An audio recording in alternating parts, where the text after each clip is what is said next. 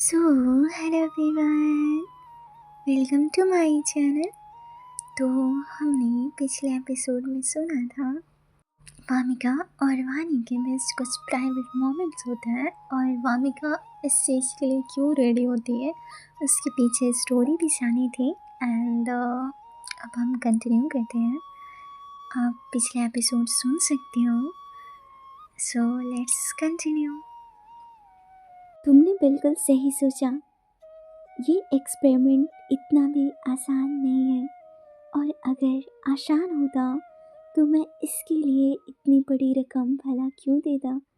देखो, मुझे घुमा फिरा कर बात करने की आदत नहीं है, इसलिए मैं तुमसे सीधे पॉइंट पे आता हूँ। मुझे एक खास एक्सपेरिमेंट के लिए तुम्हारी बॉडी की ज़रूरत है। तुम्हें मेरे साथ फिजिकल होना पड़ेगा, वो भी अपनी मर्जी से।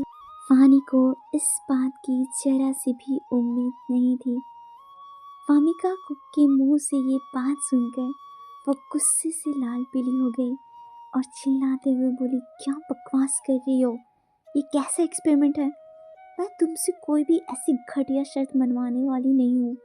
मैं ही पागल थी जो तुमसे बात करने यहाँ तक आई। ये कहकर वानी गुस्से से वहाँ से जाने लगी। एक बार फिर से सोच लो, वामिका की आवाज़ आई। शायद तुम्हारा ये फैसला तुम्हारे पापा की सांसों को हमेशा हमेशा के लिए ख़त्म कर दे। इस वक्त तुम्हारे पापा को ऑपरेशन की सख्त ज़रूरत है। ये सुनते ही वानी के चलते हुए कदम वहीं रुक गई। इस वक्त उसकी आंखों में आंसू थे। वो पलट कर वामिका की तरफ देखते हुए बोलती है, तो तुम्हें ये सब कैसे पता? वामिका ने चेहरे पर बिना कोई हाव भाव लाए वानी से कहा, मुझे डॉक्टर अंश ने सब बता दिया है। इस वक्त तुम्हारे पापा को 2 सर्जरी की ज़रूरत है, पहली ब्रेन ट्यूमर की और दूसरी हार्ट सर्जरी, और तुम्हारे पास उसकी फीस देने के लिए पैसे नहीं हैं। मुझे एक्सपेरिमेंट के लिए और भी लड़कियां मिल जाएगी, लेकिन क्या तुम्हारे पापा के ऑपरेशन के लिए इतने पैसे कोई और दे सकता है? ये सुनकर वानी ने अपनी भरी हुई आंखों से वामिका से पूछा, लेकिन अगर मुझे इतने सारे पैसे मिल भी गए, फिर भी मैं डॉक्टर वामिका कपूर से अपॉइंटमेंट कैसे लूँगी? इस वक्त मेरे पापा को डॉक्टर वामिका कपूर ही बचा सकती है। ये सुनकर वामिका ना अपने चेहरे पर एक गर्व भरी मुस्कान लाती है और वानी से बोलती है, अपॉइंटमेंट की चिंता तुम मत करो। अगर तुम मेरे एक्सपेरिमेंट के लिए तैयार हो जाती हो तो एशिया का नंबर 1 डॉक्टर वामिका कपूर तुम्हारे पापा का ऑपरेशन जरूर करेगी, क्योंकि इस वक्त डॉक्टर वामिका कपूर जो तुम्हारे सामने ही खड़ी है। ये सुनकर वानी हैरान होते हुए पूछती, क्या डॉक्टर वामिका कपूर तुम ही हो? वामिका ने अपने चेहरे पर एक प्यारी सी मुस्कान लाते हुए कही, कोई शक हो तो अपना आईडी कार्ड दिखाऊं? आज शाम तक का वक्त है तुम्हारे पास, तुम सोच कर बताना। मैं तुम्हारे साथ कोई भी ज़बरदस्ती या जल्दीबाजी नहीं करना चाहती, और अगर तुम्हें मंजूर हो तो तुम मुझे इस नंबर पर कॉल कर देना। वामिका ने अपना कार्ड वानी को देते हुए कहा, अब तुम जा सकती हो, मुझे एक इम्पॉर्टेंट सर्जरी के लिए जाना है। ये कहकर डॉक्टर वामिका वहाँ से निकल गई। उसके जाने के बाद वानी भी वहाँ से चली गई। इस वक्त वानी एक अजीब सी कश्मकश में थी। वो क्या करे और क्या न करे, वह यही सोच रही थी। यूं ही चिंता में, परेशानी में वानी हॉस्पिटल पहुंची, जहाँ उसके पापा अब थोड़े अच्छा महसूस कर रहे थे। फिलहाल उनके पापा को एडमिट नहीं किया गया था। वानी अपने पापा को लेकर घर चली गई और रास्ते भर अपने पापा की हालत के बारे में सोचती रही।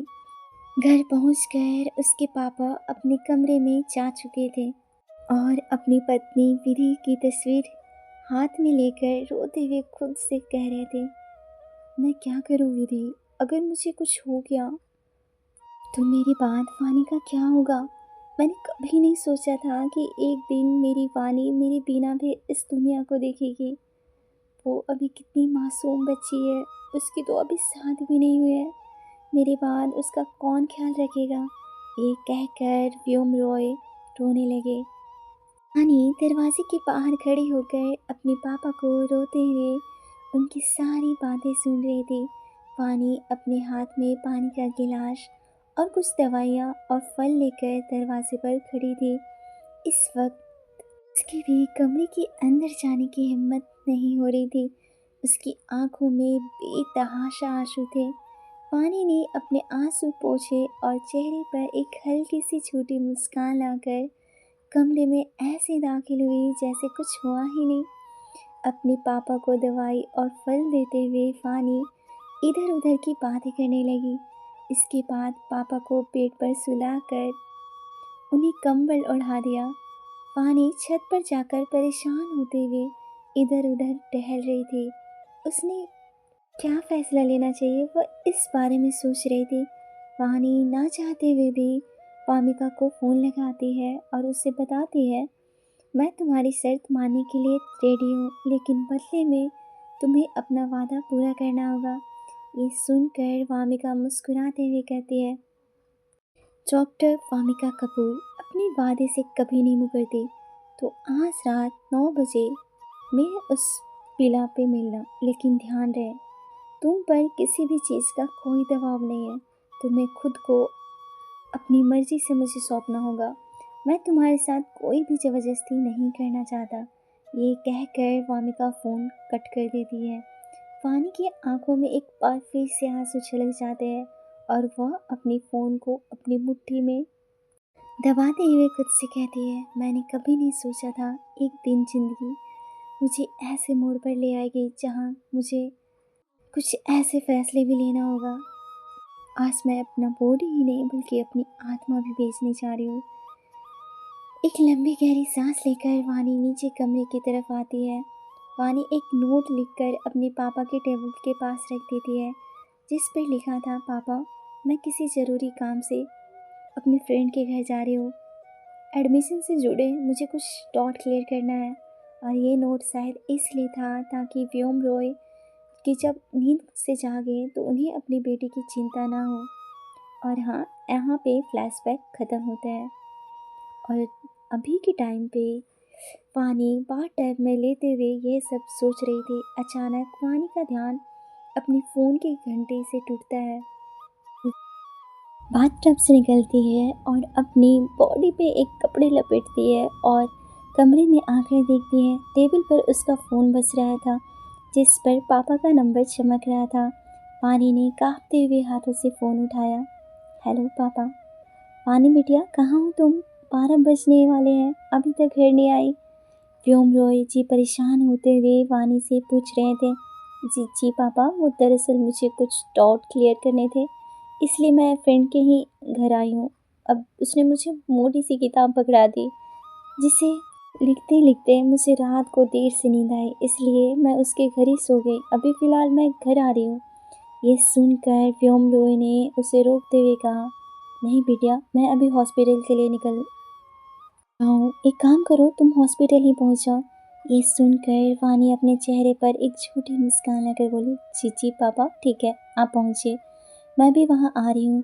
ये कहकर वानी फ़ोन कट कर देती है। फ़ोन रखने के बाद वानी की नज़र टेबल पर पड़ी, एक कॉन्ट्रैक्ट पेपर पर पड़ी, जिसे पढ़ते ही वानी की आंखों में ना गुस्सा आ जाता है। उसके चेहरे के हाव भाव बदल जाते हैं। वानी बिना एक पल भी देरी किए जल्दी से तैयार हुई और उस कॉन्ट्रैक्ट पेपर को हाथ में लेकर गुस्से से कपूर हॉस्पिटल की तरफ निकल गई। वानी ने रिसेप्शन से वामिका कपूर के केबिन के बारे में पूछा। मुझे सर्जन वामिका कपूर से मिलना है। रिसेप्शनिस्ट ने वानी से बड़े ही पोलाइट तरीके से पूछा, क्या आप कि उनका कोई अपॉइंटमेंट है? क्या आप मुझे अपना नाम बताएंगी? वानी ने रिसेप्शनिस्ट से झिड़कते हुए बोली, नहीं, मेरे पास वामिका कपूर की कोई अपॉइंटमेंट नहीं है, लेकिन मेरा उनसे मिलना बहुत ज़रूरी है। प्लीज़ आप मुझे बताइए, मुझे वो कहाँ मिलेंगी? ये सुनकर रिसेप्शनिस्ट ने उसे बताया, आई एम सॉरी मैम, आप बिना अपॉइंटमेंट के वामिका से नहीं मिल सकती हैं। उनसे मिलने के लिए अपॉइंटमेंट बहुत ज़रूरी है, उसके बिना मैं आपको उनसे मिलने नहीं दे सकती। ये सुनकर वानी गुस्से से बोली, अच्छा ठीक है, आप लोग मुझे उनका अपॉइंटमेंट दे दीजिए। रिसेप्शनिस्ट ने वानी को बताया, सॉरी मैम, अभी फ़िलहाल के लिए कोई डेट खाली नहीं है, क्योंकि उनकी 2 महीने पहले अपॉइंटमेंट बुक करनी होती है, या आपके पास वीआईपी पास हो तो आप जा सकती हैं। ये सुनकर वानी गुस्से से चीखी, लेकिन मेरी वामिका से मिलना बहुत ज़रूरी है, आप मुझे बस ये बताइए वो कहाँ मिलेगी। रिसेप्शनिस्ट फिर से बहुत पोलाइटली बोलती है, I am really sorry ma'am, मैं आपको नहीं बता सकती। अगर मैं आपको उनके केबिन में भेज दिया तो मेरी नौकरी जा सकती है। ये सुनकर वानी ने रिसेप्शनिस्ट से कहा, अच्छा ठीक है, आप उन्हें फ़ोन कीजिए, उनसे पूछ लीजिए, वो मुझे जानते हैं, उनसे कहिए मैं वानी रॉय उनसे मिलना चाहती हूँ। ये सुनकर रिसेप्शनिस्ट ने कुछ सोचा और वानी से बोली, ठीक है मैम, मैं मैम को फ़ोन करके पूछ लेती हूँ। रिसेप्शनिस्ट ने वामिका को फ़ोन मिलाया। मैम, मिस वानी रॉय आपसे मिलना चाहती है, वह कह रही हैं कि वो आपको जानती है। लाख समझाने के बाद भी वो नहीं मान रही है।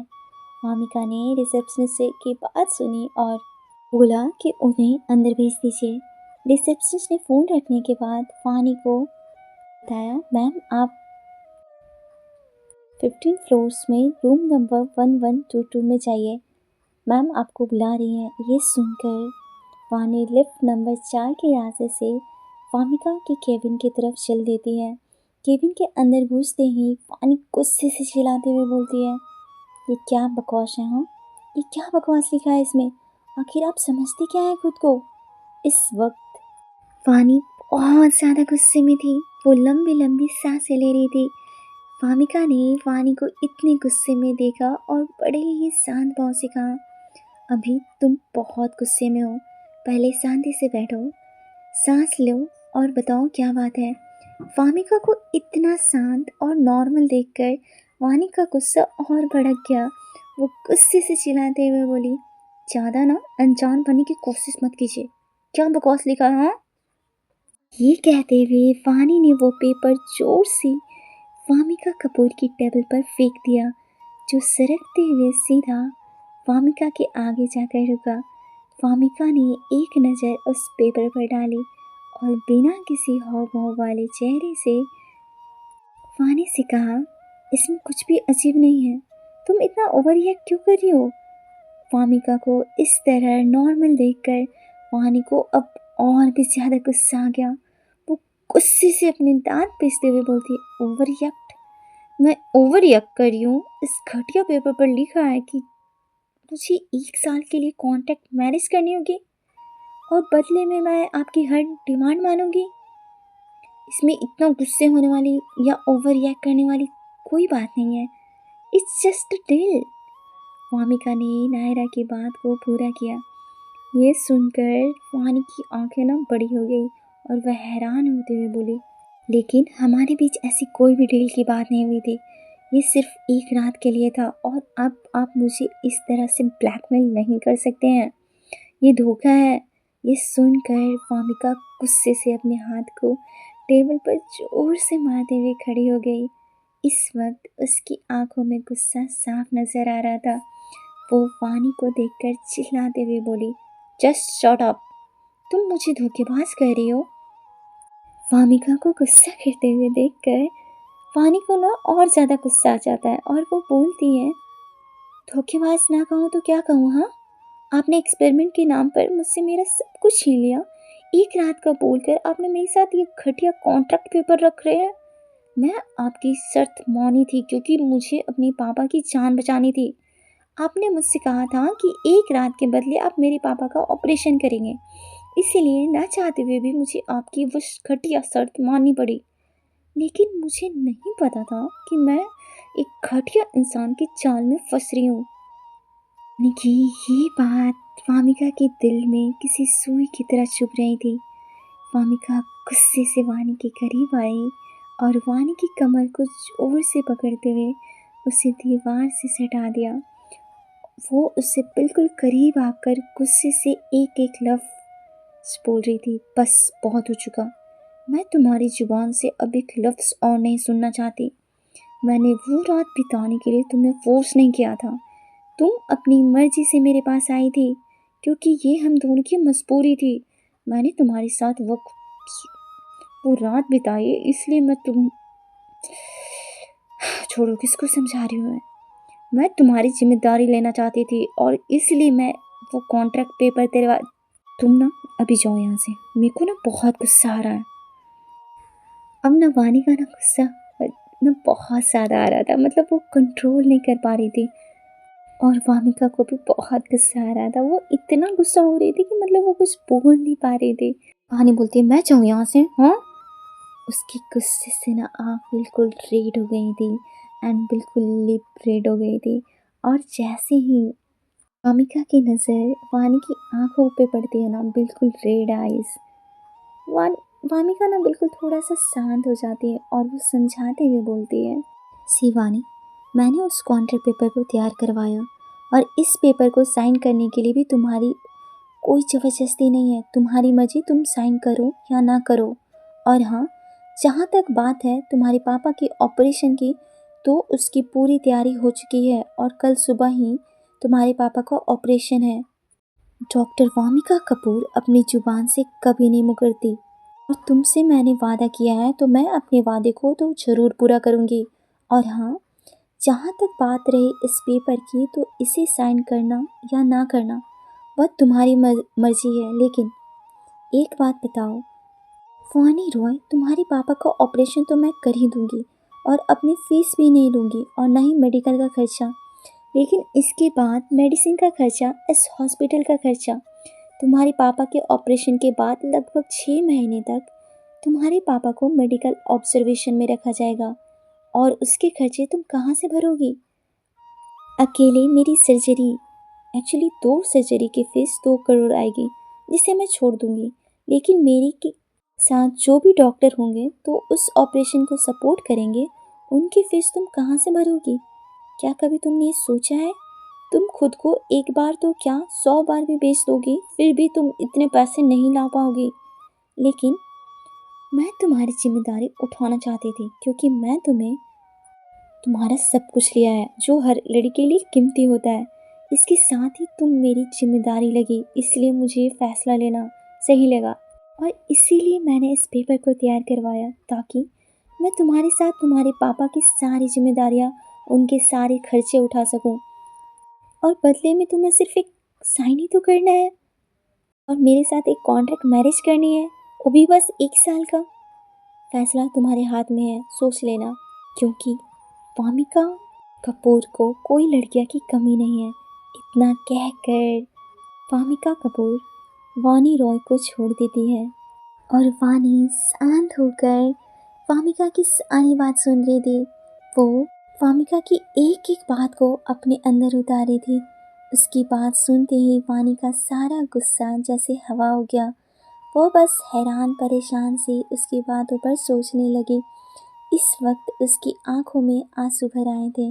तभी अचानक वामिका का फ़ोन बज उठा। वामिका ने फ़ोन उठाया। कॉल रिसीव करते हुए उसे एक नज़र वानी की तरफ देखा और बोला, तुम्हारे पास आज रात 8 बजे तक वक्त है, अच्छी तरह सोच लो और फिर मुझे कॉल करना। मेरी एक बहुत ज़रूरी सर्जरी है, मुझे निकलना होगा। इतना कहकर वामिका वहाँ से चली गई। वामिका की बात सुनकर वानी जैसे अपनी ही जगह पर पत्थर सी बन गई हो। अब उसके पास पूछने के लिए कोई सवाल था ही नहीं। वानी रोते हुए पास रखे सोफे पर थम से बैठ गई और अपना सिर पीटकर अपने इस मजबूरी के बारे में सोचने लगी। तभी अचानक वानी के पापा का फ़ोन आने लगा। वो उसे नीचे ग्राउंड फ्लोर पर ढूंढ रहे थे। वानी अपने पापा से बात करके उन्हें ढूंढने के लिए नीचे ग्राउंड फ्लोर की तरफ जाने लगी और जैसे ही वानी नीचे पहुंची, उसने देखा एक जगह बहुत भीड़ जमा है और वानी भीड़ को चीरते हुए जैसे ही सामने पहुंची, उसकी आंखें हैरानी से फटी की फटी रह गईं। सामने वानी के पापा ज़मीन पर बेहोश पड़े थे और कुछ लोग उन्हें उठाने की कोशिश कर रहे थे। वानी ने फ़ौरन कुछ लोगों की मदद ली और अपने पापा को उठाकर हॉस्पिटल के वार्ड में शिफ्ट करवाया। डॉक्टर ने चेक करने